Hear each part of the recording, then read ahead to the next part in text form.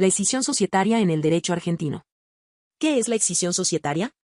La escisión societaria es un mecanismo de reorganización empresarial regulado por la Ley General de Sociedades número 19.550. Consiste, en términos generales, en la división de una parte o de la totalidad del patrimonio de una sociedad, que se transfiere a una o más sociedades receptoras. La sociedad que divide su patrimonio se denomina sociedad escindente, mientras que las sociedades que reciben los activos y pasivos transferidos se conocen como sociedades escisionarias o beneficiarias. Este tipo de operaciones suele utilizarse en procesos de reorganización empresarial, separación de unidades de negocio o reestructuración de grupos societarios. Tipos de escisión previstos por la Ley General de Sociedades. Diferentes modalidades de reorganización. La legislación argentina contempla diversas formas de escisión, que se distinguen según el destino del patrimonio transferido y la continuidad o no de la sociedad original. Una primera modalidad es la escisión-fusión.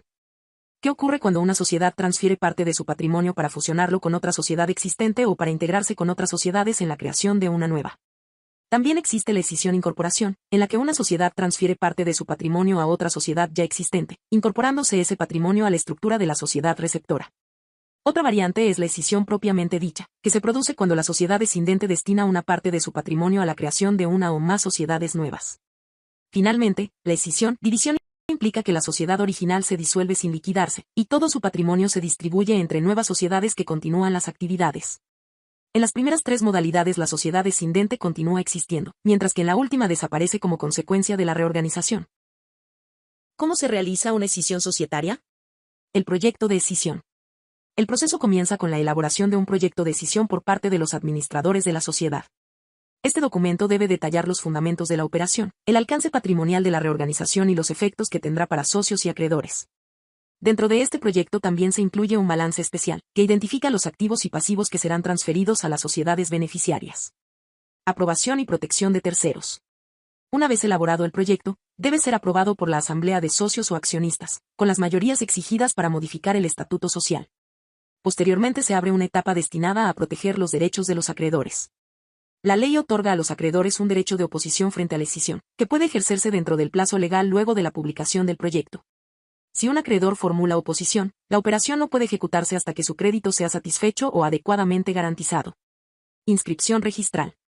Superada la etapa de oposición, la escisión debe inscribirse en el registro público.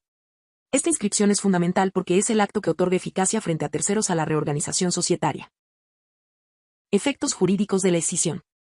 Transferencia patrimonial en bloque. Uno de los efectos centrales de la escisión es la transferencia en bloque de una parte del patrimonio de la sociedad escindente a las sociedades beneficiarias. Esta transferencia no requiere actos individuales de transmisión para cada bien o derecho, sino que opera como una sucesión patrimonial de carácter universal respecto del patrimonio transferido. Sucesión legal en derechos y obligaciones. Las sociedades beneficiarias pasan a ocupar la misma posición jurídica que tenía la sociedad escindente respecto de los bienes, derechos y obligaciones que integran el patrimonio transferido. Esto significa que la sociedad escisionaria continúa las relaciones jurídicas vinculadas con ese patrimonio, como si siempre hubiera sido su titular. Responsabilidad frente a terceros.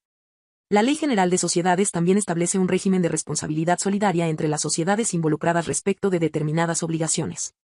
De este modo, se busca evitar que la reorganización societaria perjudique a los acreedores o terceros vinculados con la sociedad original. Escisión societaria y contratos. Transferencia de contratos en la reorganización. Cuando una sociedad se escinde, los contratos vinculados con el patrimonio transferido también pueden trasladarse a la sociedad beneficiaria. Esto ocurre porque la escisión implica una sucesión universal sobre el bloque patrimonial escindido, lo que incluye bienes, derechos y obligaciones.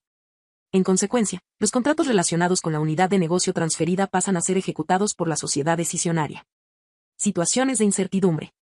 En la práctica pueden surgir dificultades para determinar qué contratos fueron transferidos, especialmente cuando el acuerdo de escisión no identifica con precisión los contratos incluidos en la reorganización.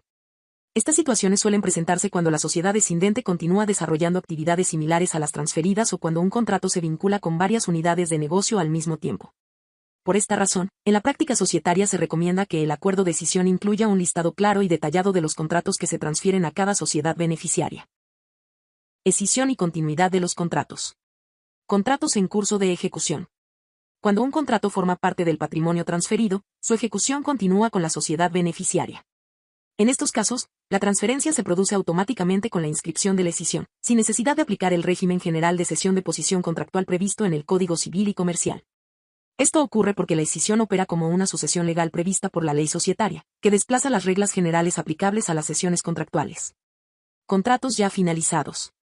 Incluso cuando un contrato ya ha sido cumplido, pueden subsistir derechos u obligaciones residuales, como garantías, reclamos de responsabilidad o créditos pendientes. En esos casos, dichos derechos u obligaciones también pueden transferirse a la sociedad beneficiaria si están vinculados con el patrimonio escindido. Contratos vinculados a ambas sociedades. También pueden presentarse situaciones en las que un contrato continúe siendo ejecutado por más de una sociedad luego de la escisión. Esto puede ocurrir cuando el contrato está relacionado con distintas unidades de negocio que se distribuyen entre varias sociedades. En tales supuestos, resulta fundamental que el acuerdo de escisión establezca con claridad cómo se dividirán las obligaciones contractuales, para evitar conflictos con los cocontratantes.